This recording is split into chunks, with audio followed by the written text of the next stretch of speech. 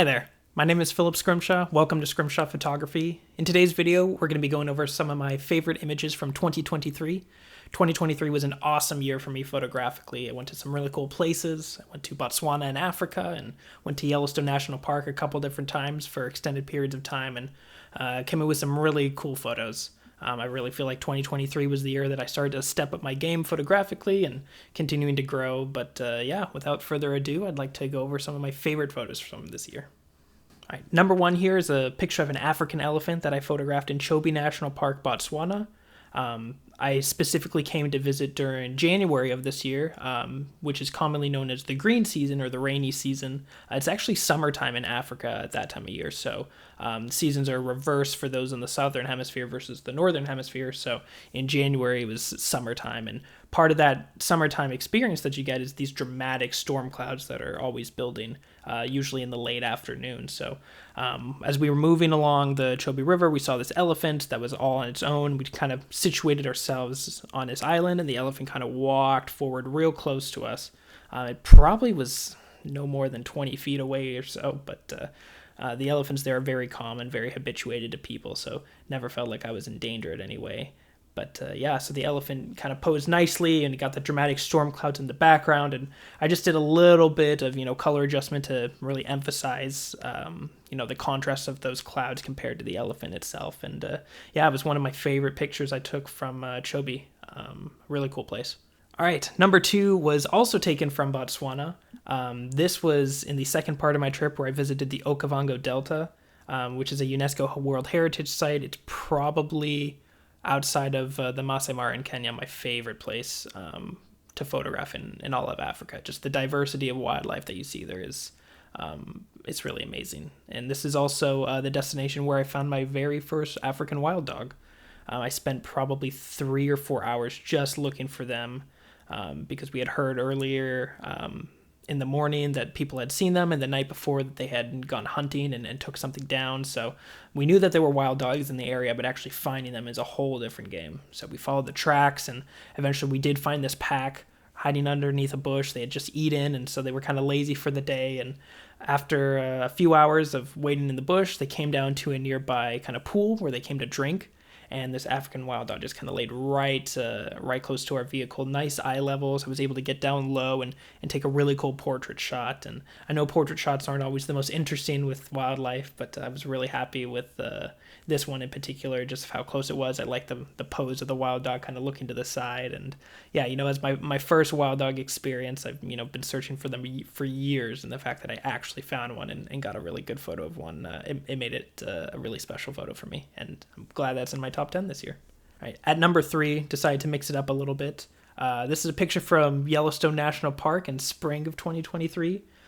Just visited right before Memorial Day, so this was in May. And we found this grizzly bear, and I personally have always seen grizzly bears from a distance in Yellowstone. I've never been one of those lucky people who gets them close enough to get a solid photo. So getting a good grizzly photo was definitely high on my list, and spring's a great time to see bears as they're coming out of hibernation for the first time. So the recipe for success was there. Yeah, this bear in particular was kind of found on this little outlet, a little island situated at a confluence between a couple different rivers in Yellowstone. And it's a subadult grizzly, so it's not one of the big giant grizzlies, but still, when you have a bear in front of you, you take a picture. So this grizzly in particular kind of jumped over a river and was kind of on this little island and wanted to cross at a couple different spots, but the water was just too high and it wasn't super confident with that. So it was kind of pacing back and forth and deciding where it wanted to go and what its next moves were going to be. And I happened to, get it as it was approaching towards us, and there was a river between us. So I didn't feel like it was going to come and cross at any point. But yeah, it was a really cool experience. Probably the closest grizzly bear photo I've ever taken. And luckily I was renting a Sony 600mm f4 lens for this trip. I don't own it, but I was renting it, and I'm glad I brought it because it helped really close the gap between the bear and myself, so get that nice full frame shot. So I was really happy with this one. All right, coming in at number 3 is this picture of a leopard I took in the Okavango Delta again.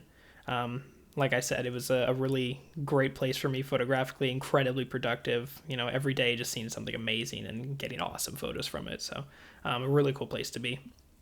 In this situation specifically, we found this male leopard who must have been, fairly recently separated from his mother, at least, because he was hunting around in the middle of the day, which is very unusual. You don't usually see leopards hunting in the middle of the day. They like to hunt at night when their prey's vision isn't as good as theirs, or early morning hours, late evening hours.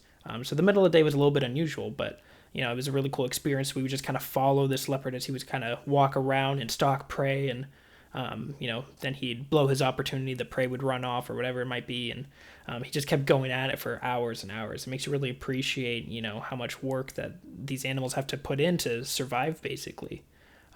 So at one point he had seen a couple warthogs off in the distance, and we were just kind of in position. And again, because it's the green season in Botswana at this time, you get all these leaves kind of forming a nice little frame around him and really sucking you in to actually look at him specifically. So he's kind of in that cool stalking pose as he's looking at these warthogs off in the distance, and it made for a really cool photo. Coming in at number 5 is another picture from Yellowstone National Park this past spring. We have a bison mother and her calf here. The calves at this time of year are affectionately called red dogs because they have this kind of reddish coat to them, and just as they're all born. And most of the bison tend to, give birth at the same time of year, kind of that April-May time frame. And seeing the bison when they're, just kind of little is really cute to see. But yeah, so we found this herd out in Lamar Valley, and the bison were just kind of grazing. And in this picture, it almost looks like she's kind of, giving like a defensive like yell or like roar or something at me specifically, but she wasn't actually doing that at all. She was just chewing and eating grass. This is actually her mid-chew, and I just happened to capture her face and her jaw like that to kind of look like she's like, hey, like back off, this is me and my calf. And I think it's kind of cool in photography just because we're capturing snapshots of moments, how the situation that you're seeing with your eyes and what you're capturing with, with a camera may not always be the same. And you show it off to other people and you're like, oh, wow, this looks so cool that this bison's so protective of its calf. And it's like, no, it's not. It was just eating, and I just caught it with its mouth open. So I really like the way that photography can kind of be interpreted in different ways, even if the real life situation wasn't quite what other people are seeing it as. So yeah, this is really really cool photo. I'm happy I got it this year. Next photo we have here was not taken in Yellowstone, shocking. It was actually taken in Grand Teton National Park, again, for my trip this spring. And the Tetons this spring were really hard for me photographically. I drove around looking for bears mostly, just because grizzlies with their cubs tend to come out in the spring in the Tetons, and for whatever reason just could not find them like at all. So I was headed out of the park that day to go into Yellowstone, just saying, hey, like, man, the Tetons were kind of a bust. And as I'm driving out, first thing in the morning, there's a group of elk that are out in the flats and kind of looking like they're about to cross the road. So they're looking and looking, and they're kind of getting closer and closer as the sun is beginning to rise. And finally, I get close enough with this one cow elk that is looking to cross the road, and the sun is rising right behind her. And it's a cold morning, so as she's breathing, you kind of get that fog out of her breath. Which was a really cool shot, and I liked it with the sunrise in the background. And I don't have too many photos of, the sunrise and sunsets, which is, kind of frustrating for me specifically, just because I go to lots of cool places that have cool sunrise, sunset photos that, are available and I should be taking, but I don't have any that I'm really happy with. But this is one that happened right here in the Tetons, and really happy with how it came out, and I just really love the environmental and the color aspect of it. So really cool photo. All right, at number 7 here is a photo of a leopard that I also took in the Okavango Delta. Like I said, incredibly productive place photographically, and came away with probably some of my best work ever just from being there. So this leopard specifically was looking around after an afternoon thunderstorm, again, because it's kind of that summer green season, so it would rain in the afternoons and, soak up the landscape. And, cats don't necessarily like water, and that applies, just for house cats, and also applies for big cats like leopards and lions and cheetahs. So this leopard was not too keen on walking around in some wet grass and getting its feet all muddy. So it kind of was looking around, and it saw a termite mound and said, all right, well, I'm going to go up this termite mound and just kind of stake up here and kind of wait out the grass a little bit to dry up, and maybe just kind of survey around and look around. And so luckily it was right there on the termite mound, and it was looking right at me. And the cool thing was that because it had rain and there were storm clouds, it was pretty cloudy background behind it, so we had that nice kind of white background, and I realized immediately, okay, this is going to be a great black and white shot. Leopards are great candidates for black and white, just with the coloration of their coats. You kind of have the whites and the blacks in contrast, and they're, as far as I'm concerned, they're animals that are begging to be photographed in black and white. So I saw it, I immediately knew this was going to be a black and white photo when I took it. And then when I finally got to, come back home and start editing, and I got to see the finished product, I was like, wow, like this is just really cool. You got the eye contact of the leopard. She's in a perfect place composition wise. As far as black and white photos go, this is like everything textbook correctly. This is one of the photos that I really almost want to print out on like canvas and like hang up in my wall because it's just so gorgeous. I really love this. This may be one of my favorite, if not the most favorite photo that I've taken this year. All right, coming in at number 8 is not a wildlife photo at all. It is a landscape photo. Don't take too many of these just because I'm a wildlife focused guy, but if I see a cool landscape photo, then I'll take it.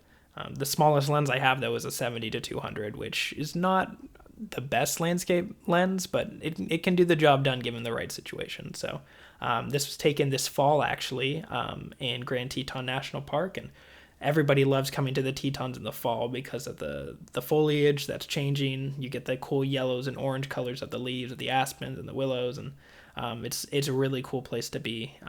It just feels like your stereotypical place to be in the fall. I really liked my time there, and unfortunately when I was there it was mostly cloudy and rainy, so not too great for landscape photos. And then one morning, just as I was leaving the park on the way out, the sun cleared up and there were blue skies, and it was really great. And so this is at Oxbow Bend, which is a very popular spot for landscape photography. Everybody likes to get the nice picture of Mount Moran or Mount Moran in the background. And you get the cool fall colors in the front and the foreground, and it just makes for a great shot. So I know plenty of other people have this photo, but I have it now, and that makes it really special for me. All right, coming in at number 9 is also from this fall in Grand Teton National Park. So fall in the Tetons, people are thinking landscapes, they're thinking elk and moose. Not too many people are thinking bears because spring is kind of the time for bears. And this was a little unusual because one of the grizzlies around the park, Grizzly 768, otherwise known as Blondie, she came out with 2 of her cubs, and nobody had seen them at all this year. So she finally popped out with these 2 cubs in the fall, which was really unusual. But man, when she came out with these 2, it's like every single person around just figured it out and was all there, and hundreds of photographers looking and photographing them, and it was a really special occasion to be there, the first time that people are seeing a grizzly with 2 cubs. And these little guys were so cool, they're so rambunctious, just playing around mom as she's foraging, and they're trying to consume as many calories as possible before they need to get ready for hibernation. So getting a picture of the 2 cubs as they're standing on their back legs, they're kind of looking straight at me. That was a really cool photo, and I'm happy I got it because, like I said, I don't have too many encounters with bears photographically. So the fact that I was able to add to my portfolio with even more bear photos, especially with 2 little cubs, that was a really cool sighting. So happy I was there for it. And finally, my last photo, my favorite photo of this year, probably the single best photo I've ever taken in my life. And who knows, this may be the best photo I ever take in my life. Just given the subject. So for those of you who don't know, this is a pangolin. They are critically endangered. They are the most trafficked animal on Earth. So they are, trafficked for their scales, for their meat, for those who believe that there's some sort of medicinal value in them, and which of course is not true at all. So the fact that I was actually able to see a pangolin in the wild, it's just insanity. My guide told me that he's been guiding for 40 years, and this is only the 4th time in his life that he's ever seen a pangolin. So that just goes to show how rare these guys are. On top of that, they're mostly nocturnal animals, so you're not going to see them during the day too often. So actually seeing one during the day and being able to photograph one it's unheard of. Photographers go their entire lives without seeing a pangolin. So the fact that I was able to see one was crazy. I mean, crazy doesn't even do it justice. The encounter was I can't even begin to describe it. But a little background on it. We were actually sitting and looking at a couple different lions. So we'd found lions that day, and lions being the lazy cats that they are, they found a nice little bush, and they said, okay, we're going to lay down here and sleep most of the day off. So he said, okay, fine, lions are done for the day. We'll come check them out in the evening. So we come back later that evening, we find the lions. They're still laying down. So we're like, okay, we're going to sit here. We're going to wait for the lions and see maybe when they're going to come up and, be more active. And then in the background, you just kind of see this weird little thing moving around in the ground. And we're like, what is that? It's so small. Why is it moving around? And then finally it clicks and we realize what it is. It's like, oh my gosh, like that's a pangolin. What is a pangolin doing here? Well, obviously it's Africa, so that's where they would be. But still, it was crazy. You don't think about seeing a pangolin in the wild. It just like doesn't even cross your mind because they're so rare. And then the lions, they kind of see the pangolin as well, and they're like, oh, what is that? And they come and they start, pawing at it and trying to bite at it, and the pangolin kind of curls up into a defensive ball, and the lions obviously aren't going to penetrate it at that point. It's, completely, it's way too thick for the lions to break through, so they're kind of pawing at it, and then they get bored and they kind of go back and lay back down, and the pangolin starts running, as fast as a pangolin can move, which isn't too fast, but it starts moving kind of quickly away from the lions, like, get me out of here, like, I'm so done with this. And it for a brief second, just like a moment, it turns and it looks straight at me, and this is the photo from that moment, when it looked at me and got that cool photo, and almost like it's kind of like saying, like, save me, like, get me away from these guys. And it's probably, I would say this is the best photo I've ever taken, just based off of the subject alone. People have really cool photos of, snow leopards and, awesome, wolves and things that are so hard to find and photograph just because of the subject themselves. And you realize, wow, this is an amazing photo, and it's your best photo just because of how rare that subject is. And I feel like that level of rarity and difficulty almost adds to it. It adds to the mystique of the photo. So yeah, this right here, my number one photo from the year. I don't think it's even a contest. But yeah, so those are my top 10 favorite photos from this year. I hope you guys enjoyed this video. If you did, leave a like, a comment, and let me know which one of the photos you liked best. And I'd love to be able to see some of your guys' photos as well in this little community that we're building here. So 2023 was an awesome year for me photographically. I can't wait for 2024. There's going to be even more photos. I got better gear. I got better trips lined up. It's going to be a good one. So stay tuned. Hopefully this time next year, we're doing even better photos. So thank you guys for watching.